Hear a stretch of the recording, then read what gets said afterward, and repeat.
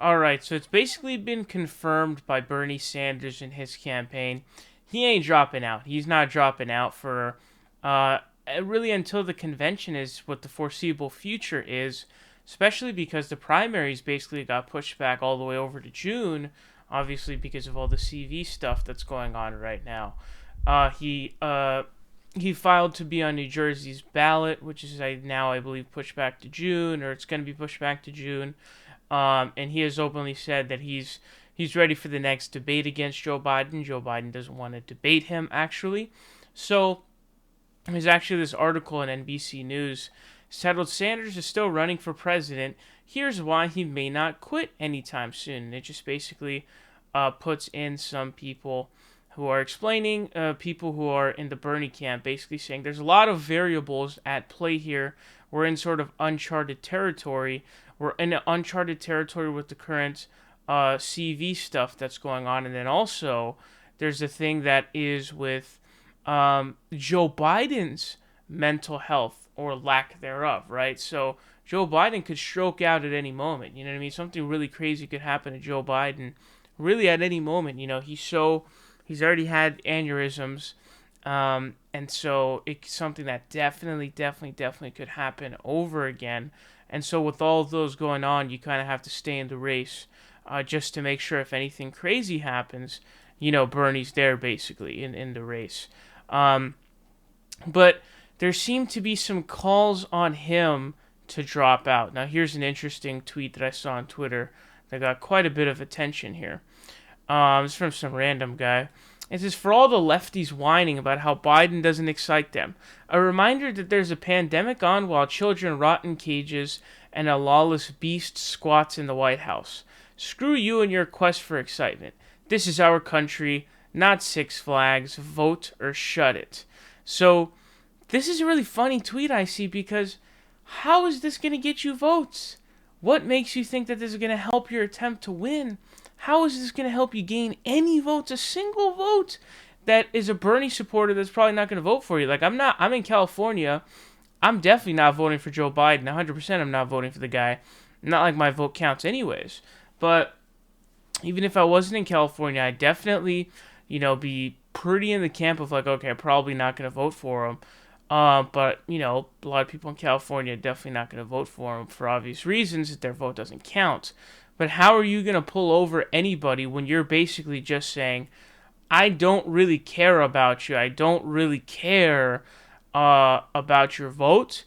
I'm basically out here saying that it doesn't matter. And you're just spitting in people's face. So Bernie supporters have real legitimate concerns about Joe Biden, his lack of a progressive agenda. He's probably worse than Hillary Clinton. Actually, dude, there's literal video of him saying he didn't even want to lie for this. He just straight up said if Medicare for All passed the House and the Senate, made it to his desk, he would veto that ish, guys. He would veto Medicare for All. I will never support a president who will veto Medicare for All. And we've already had this dance in 2016. We already had this dance. And so, honestly, the way I look at it, not that I affect the outcome in any way, this is what I see happening. What I think is going to happen is I think Joe Biden loses just like Hillary Clinton did. And then once that inevitably happens, hopefully this whole narrative of needing a corporate Democrat or a centrist is officially buried in the grave and it's over. And then we can move on, move forward, and go a different route. That's the hope. And so that's hopefully what will pan out. And that should really be the strategy at this point. Because Biden's going to lose to Trump. He's basically tied with him nationally. And his enthusiasm numbers are garbage, all right? Total garbage. 24% say that they're very enthusiastic about voting for him. Extreme problem for sure. And then also, again, the kids in cages thing, man. It's like, bro, Obama was the one who made those cages. There was a photo of kids in cages that came out. And then people were like, wait, that's under Obama. And the Obama administration tried to come out and, cover it, but if you read, and this is the weird stuff, if you read any sort of literature or anything like that, Michelle Alexander, for example, she has this piece recently that she put out, which is basically, I think it was called The Injustice of Today is Not an Aberration, which basically means the stuff you're seeing under Donald Trump is not new. It's the same ish. It's just that Donald Trump is this sort of figurehead. Now, is there no difference between Democrats and Republicans? No, that's not the case either. But when you're talking about Democratic policies that end up leading to Donald Trump, and also not only do they lead to Trump, they get repealed right as Trump gets in. The ACA was completely demolished. All of these things, DACA, demolished. That was, executive action. None of these things held water for even 2 seconds. Dodd-Frank, gone. All of this stuff was demolished.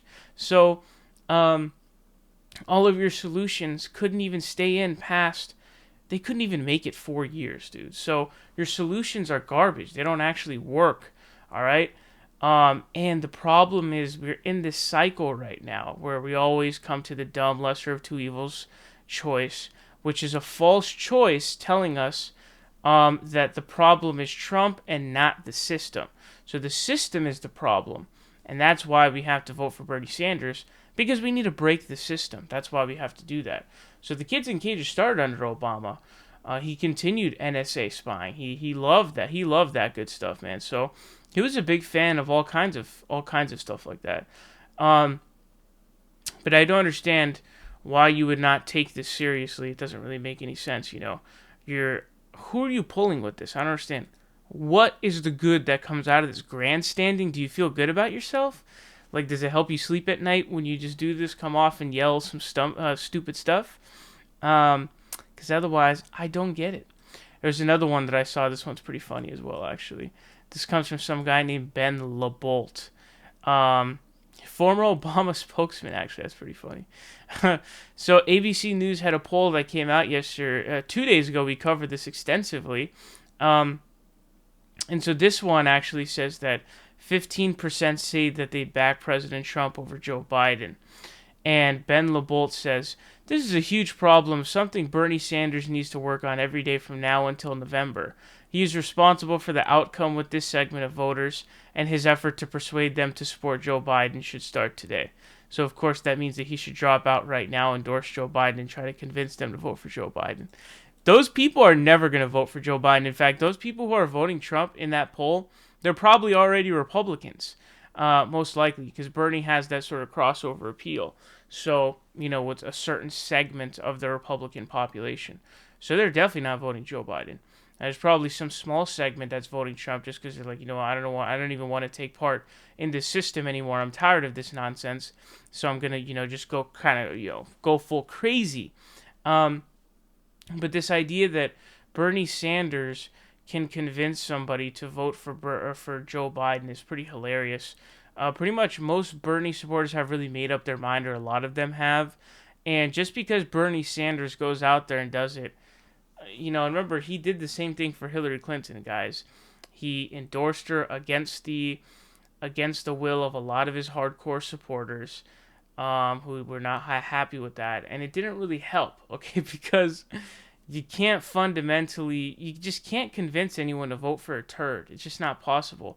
You can't, there's no way to turn, Matt Barnes into LeBron James. It's just not possible to do. It's just not a thing you can do. And so the candidate has to change. And they don't even want to do that. The candidate doesn't even want to change. So, we're talking about a guy who said he would veto Medicare for all if it made it to his desk at the presidency. That's seriously what we're talking about here. So, what's really going on here at the end of the day is this sort of blame game of blame Bernie Sanders for everything bad.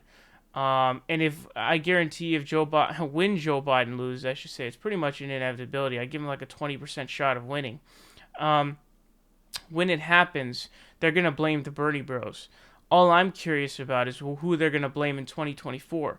Is it going to be the AOC bros, or who is it going to be in 2024? Because they just do the same garbage on repeat over and over again.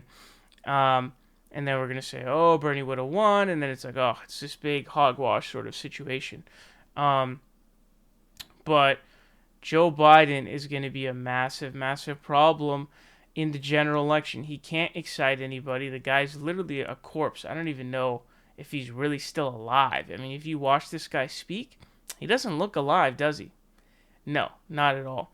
But most importantly, his progressive positions are non-existent. He says he's vetoing Medicare for all. He doesn't want to make college tuition free. All this other stuff, right? But most importantly, Medicare for all is the crucial piece. And then everything else, and so it's not going to work. All right. Bernie Sanders won't be able to convince people to vote for Joe Biden. It's not going to happen. But yeah, there's calls on him to drop out, blame being put on him for people voting for Trump or not voting for Joe. But nonetheless, Bernie Sanders planning to stay in the race.